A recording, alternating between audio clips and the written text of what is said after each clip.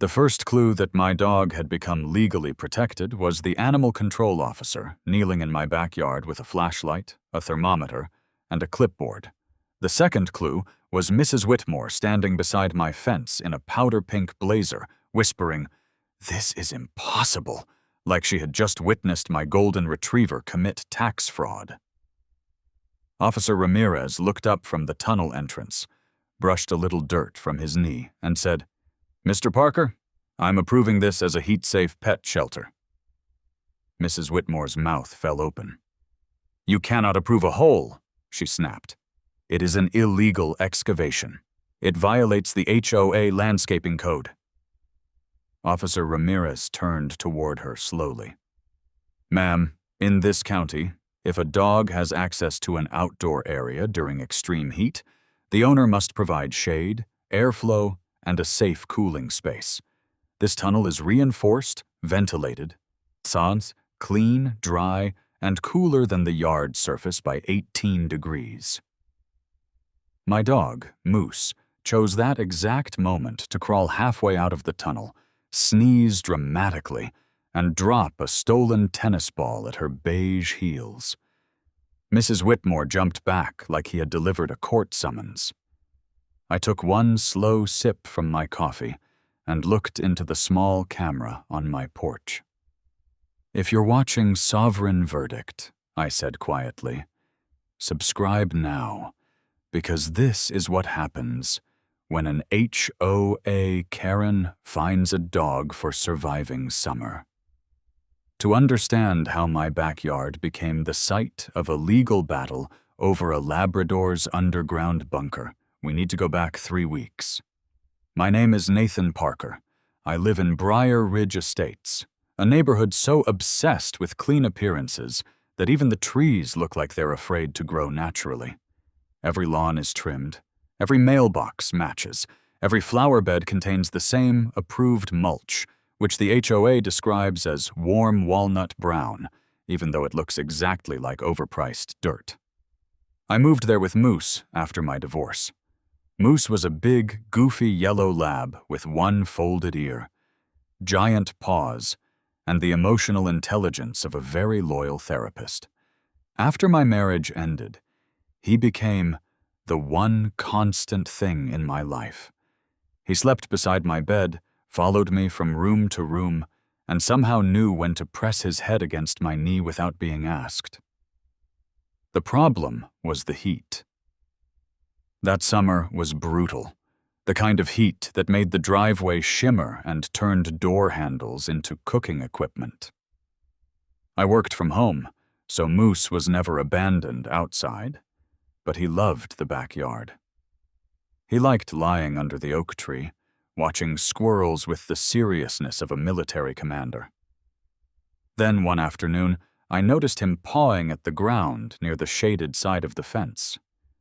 At first, I thought he was chasing a mole, but over the next few days, his little scrape became a shallow hollow.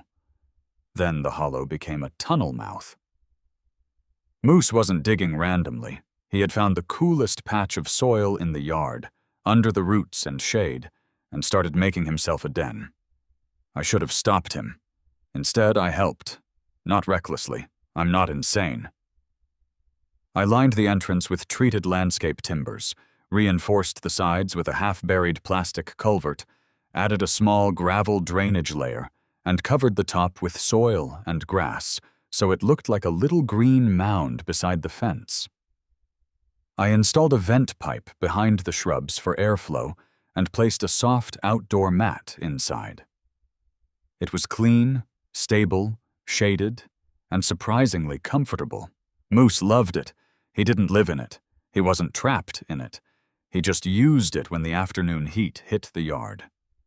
He would disappear into the tunnel, sigh like an old man in a recliner, then crawl out 20 minutes later, looking refreshed and smug. For 2 peaceful weeks, nobody cared. Then Mrs. Evelyn Whitmore saw it. Mrs. Whitmore was the president of the Briar Ridge HOA and the chairwoman of the Architectural Appearance Committee, which was a very fancy name for a woman driving a golf cart around judging porch furniture. She had silver hair shaped like a helmet, pearl earrings, and a permanent expression that suggested she had just found a coupon being used incorrectly. She arrived on a Tuesday morning while I was watering the tomatoes. Her white golf cart stopped in front of my house. The little HOA flag on the hood fluttered like a warning from a tiny dictatorship. She stepped out, holding a clipboard, and walked straight to my gate. "Mister?" "Parker," she called. "Why is your dog entering the ground?" I looked over. Moose's tail was sticking out of the tunnel entrance, wagging peacefully. "He's cooling off," I said. She stared at me. "Dogs do not cool off in landscaping. Mine does. That is an unauthorized excavation. It's a reinforced pet shelter. It is a hole. It has ventilation." She opened the gate before I could stop her and marched into the yard. Moose backed out of the tunnel, carrying his tennis ball, and wagged at her like she was an exciting new government inspector. Mrs. Whitmore ignored him. She crouched just enough to peer at the entrance, then recoiled. "This violates Section 9, Paragraph C. No pits, trenches, tunnels, mounds, artificial burrows, or visible yard distortions may be created without architectural approval." "Artificial burrows," I repeated. "That's actually in the rules?" "We had an incident with ferrets in 2018, she said coldly. I decided not to ask. She tore a violation slip from her clipboard. "You have 72 hours to fill this tunnel, restore the lawn to approved flat grade, and pay a $700 fine for unauthorized excavation." I looked down at Moose. He looked back at me, panting softly in the heat. "That tunnel keeps him cool," I said. "Then bring him inside." "He comes inside whenever he wants." "Then the tunnel is unnecessary." I felt my jaw tighten. "Mrs. Whitmore, it's 104 degrees today." "And yet," she said, handing me the violation notice, "the standards remain in effect." That sentence stayed with me. The standards remain in effect. Even in the heat. Even for an animal. Even when common sense was sitting right there, panting beside a tennis ball. She turned to leave, then paused at the gate. "If you refuse," she said, "the board will classify the animal as creating a nuisance condition. We can revoke pet privileges under the community rules." I went very still. Moose was not a nuisance. Moose was the reason I got out of bed on mornings when the house felt too quiet. I took the paper from her hand and smiled. Not because I was happy. Because I had just decided Mrs. Whitmore was going to learn the difference between a hole in the ground and a protected shelter. I did not fill the tunnel. I also did not yell, threaten, or send Mrs. Whitmore the email I wrote in my head, which involved several colorful phrases and one comparison to a malfunctioning lawn sprinkler. Instead, I did what every man does when an HOA Karen threatens his dog. I made a folder. Moose sat beside my chair while I spread the violation notice across the kitchen table. His chin rested on my knee, his big brown eyes watching me like he understood at least 30% of the legal crisis. Outside, the afternoon heat pressed against the windows. The weather app said the temperature was 106 degrees, with a heat advisory lasting through the weekend. I looked at the notice again. Unauthorized excavation. Yard distortion. Pet nuisance risk. Then I looked at Moose. He had been with me through the divorce, through the empty house, through the nights when silence felt too loud. He did not complain when I forgot dinner was in the oven. He did not judge when I slept on the couch for 3 months. He just stayed. Loyal, warm, ridiculous, and always there. Mrs. Whitmore thought he was a rule problem. She had no idea what she had stepped into. I started reading the Briar Ridge pet rules first. They were predictably miserable. Dogs had to be leashed in common areas. Waste had to be removed immediately. Excessive barking was prohibited. Outdoor pet structures required approval if visible from the street. That part made me pause. Visible from the street. Moose's tunnel was behind a 6-foot privacy fence. You couldn't see it from the street, the sidewalk, or even the neighbor's yard unless you were standing at my gate peering through the slats like a retired detective with boundary issues. Then, I found something better. Section 11. Animal Welfare Compliance. Nothing in these rules shall require a homeowner to violate county animal welfare ordinances, veterinary guidance, or lawful requirements related to safe shelter, hydration, temperature protection, or humane care. I read that line twice. Temperature protection. Humane care. That was the crack in the wall. I went to the county website and searched animal shelter requirements. After 10 minutes of clicking through pages written like they were trying to punish readers, I found the ordinance. Outdoor pets had to have access to clean water, shade, and shelter appropriate for weather conditions. During extreme heat alerts, owners had to provide a cooling area that prevented dangerous heat exposure. A cooling area. I looked through the back window at Moose's little grass-covered mound. Then I called animal control. A woman transferred me to Officer Ramirez, who sounded like a calm man who had heard every possible version of animal-related nonsense. I explained the tunnel carefully. Reinforced culvert, timber entrance, gravel drainage, ventilation pipe, shaded location, clean mat, no trapping, free access in and out. Then I explained the HOA violation and Mrs. Whitmore's threat to force me to fill it. There was a long pause. "Let me make sure I understand," Officer Ramirez said. "Your dog created a cool resting space, you reinforced it safely, and your HOA wants it destroyed during a heat advisory?" "Yes." Another pause. "Can I come inspect it tomorrow morning?" I almost laughed with relief. "Absolutely." Then I did what Mrs. Whitmore should have done before declaring war on a Labrador bunker. I gathered evidence. I took temperature readings with a digital thermometer, one at the sunny patio, one under the oak tree, one inside the tunnel. The patio was 122 degrees. The shade was 98. The tunnel was 84. 84. To a dog in a brutal summer, that was not a hole. That was survival. The next morning, Officer Ramirez arrived in a county truck. He wore a tan uniform, carried a flashlight, and greeted Moose before he greeted me, which immediately proved he was a professional. Moose wagged so hard his entire body curved.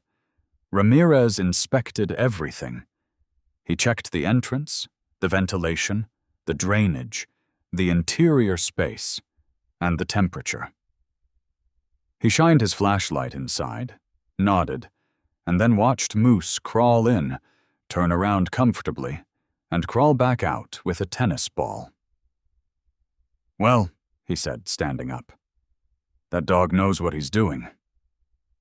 "So it's safe?" "It's more than safe," he said. "It's smart. As long as you maintain it, keep it dry, and make sure he's never confined inside, this qualifies as a heat-safe pet shelter under county welfare guidance." I breathed out slowly. That was when Mrs. Whitmore's golf cart appeared at the curb. She had perfect timing, in the same way a thunderstorm has perfect timing at a picnic. She stepped out wearing a powder-pink blazer and a white visor, then froze when she saw Officer Ramirez in my yard. "What is this?" she demanded. Ramirez turned. "Animal control inspection." Her eyes narrowed. "For the illegal tunnel?" "For the heat-safe pet shelter," he said. Moose sneezed loudly from the entrance, and for the first time since this started, Mrs. Whitmore looked afraid of the paperwork coming next. Mrs. Whitmore stood at my back gate like a woman watching the law betray her in real time. Officer Ramirez had just called Moose's tunnel a heat-safe pet shelter, and I could see her trying to mentally reject the phrase before it became official. Her eyes moved from the tunnel entrance to the ventilation pipe hidden behind the shrubs, to the thermometer in Ramirez's hand, then finally to Moose, who had rolled onto his back in the shade like an innocent man acquitted by a jury. "This is absurd," she said. "It is a hole." Ramirez looked at his notes. "It is reinforced, ventilated, clean, dry, shaded, and significantly cooler than the surrounding yard. It violates our landscaping code. I don't enforce landscaping codes." "I do? Then I recommend your landscaping code not conflict with animal welfare requirements during extreme heat." Mrs. Whitmore's mouth tightened. "Are you telling me the HOA cannot require him to fill it?" "I'm telling you," Ramirez said calmly, "that if the dog uses this area for heat relief, and the county recognizes it as a safe cooling shelter, forcing removal without an equivalent replacement could create a welfare issue." That sentence hit her like a thrown brick wrapped in legal tape. She turned to me. "You planned this. I called animal seats. Control after you threatened my dog." "I did not threaten your dog. You said the board could revoke pet privileges." Her lips parted, then closed again. Officer Ramirez's eyes sharpened. "You threatened to revoke his right to keep the dog because of the shelter?" Mrs. Whitmore straightened. "I explained possible enforcement consequences for nuisance conditions."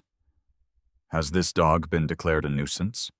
"No, but has there been a bite report?" "No." "Noise complaint?" "No." "Sanitation complaint?" She hesitated. "The tunnel itself is unsanitary." Ramirez looked at the clean entrance, the dry gravel base, the washable mat, and the sealed food-free interior. Then he looked back at her. "No, ma'am, it is not." The silence was beautiful.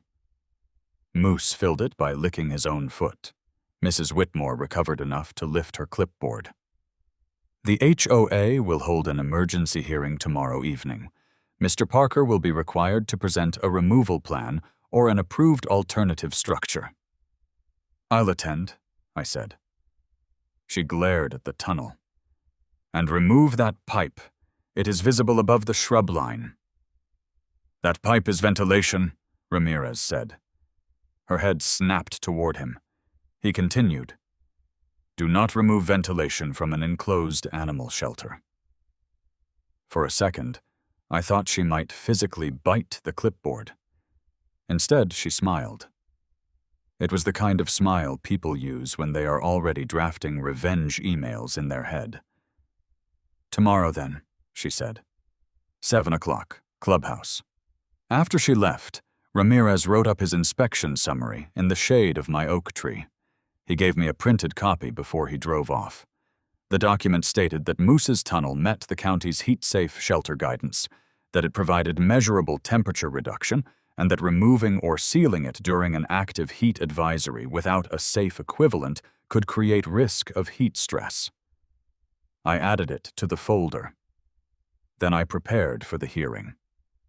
I printed the HOA rule about outdoor pet structures.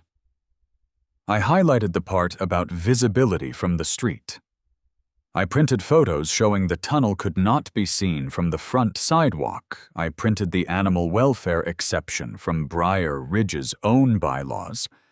I printed the county heat advisory. I printed the temperature readings. Then I printed one photo of Moose asleep in the tunnel with his tennis ball under his chin. That one was not legal evidence. That one was for the humans. The next evening, I walked into the clubhouse with my folder under one arm and Moose's blue collar clipped to my belt loop, like a reminder of what the fight was really about. The room was fuller than I expected. Apparently, word had spread that Mrs. Whitmore was holding a special meeting about an underground dog tunnel, and nobody in Briar Ridge had enough self-respect to miss that. Mrs. Whitmore sat at the center table in a navy blazer, pearls, and a look of frozen authority. Two board members sat beside her, Janet, who always looked nervous, and Louise, who looked like she had been dragged there from a book club. Mrs. Whitmore banged the gavel.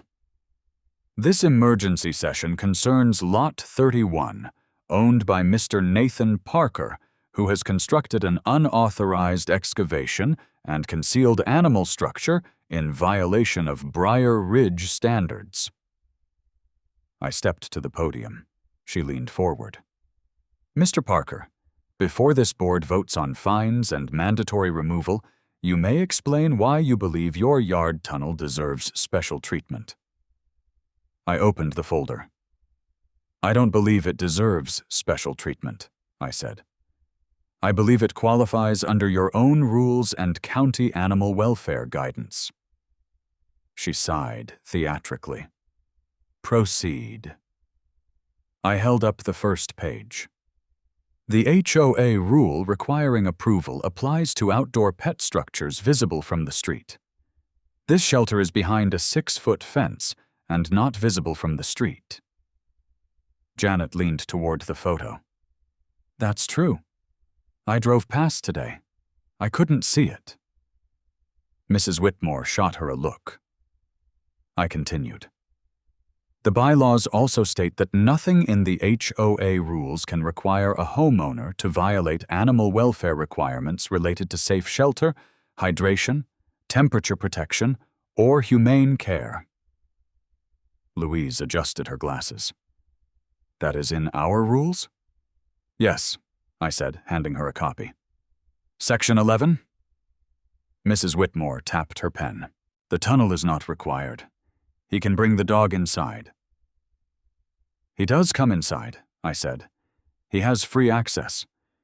But when he is outside with me, this provides a safe cooling area. The county inspected it yesterday. I placed Officer Ramirez's report on the table. Mrs. Whitmore did not touch it. Louise did. She read silently, and her eyebrows rose. It says removing it during a heat advisory could create heat stress risk. The room murmured. Mrs. Whitmore snapped, could, not would. I looked at her. Is that the argument you want to make? That risking my dog's health is acceptable because the harm is only possible? The room went very still. I felt emotion push up into my throat, but I kept my voice steady. Moose isn't a decoration. He isn't a nuisance. He helped me survive the hardest year of my life. When my marriage ended and I came home to an empty house, that dog was waiting at the door every night like I still mattered. I will not seal up the place that keeps him safe in dangerous heat just because Mrs. Whitmore dislikes the word tunnel. For once, nobody laughed. Even Mrs. Whitmore looked slightly less certain. Then the clubhouse doors opened. Officer Ramirez walked in wearing his county uniform, holding his inspection file. Mrs. Whitmore whispered, "Oh, for heaven's sake." Ramirez nodded to the board. "I'm here to clarify the animal welfare finding." I stepped aside. Mrs. Whitmore gripped her gavel. And just like that, the dog tunnel hearing stopped being about landscaping and became about whether the HOA wanted to argue against animal control in front of 40 witnesses. Officer Ramirez did not look dramatic when he walked into the clubhouse. That made Mrs. Whitmore look even worse. She was sitting behind the board table with her pearls, her gavel, and her frozen HOA president smile, trying to make a backyard dog tunnel sound like a threat to civilization. Ramirez just looked like a county officer who had been pulled away from real work because a woman with a clipboard wanted to fight a Labrador's cooling shelter. He walked to the front, nodded once to the room, and opened his file. "I'll be brief," he said. "I inspected the structure at Mr. Parker's property yesterday morning. It is reinforced, ventilated, dry, clean, and accessible to the dog without confinement. Interior temperature was 18 degrees lower than the exposed yard surface at the time of inspection." Mrs. Whitmore leaned into her microphone. "Officer, nobody disputes the temperature reading. The issue is that the homeowner created an unapproved excavation." Ramirez looked at her. "The issue from animal control's perspective is whether the dog has safe access to shelter during extreme heat. This is an HOA matter. It became an animal welfare matter when your association threatened removal of the shelter during a county heat advisory." That sentence landed hard. Janet, the nervous board member, looked down at the report again. Louise stopped pretending to organize papers. The room went silent except for the buzz of the fluorescent lights overhead. Mrs. Whitmore's smile tightened. "We are not trying to harm the dog." "Then don't remove his cooling shelter without approving an equivalent safe alternative," Ramirez said. A few people in the audience murmured agreement. Mrs. Whitmore tapped her pen against the table.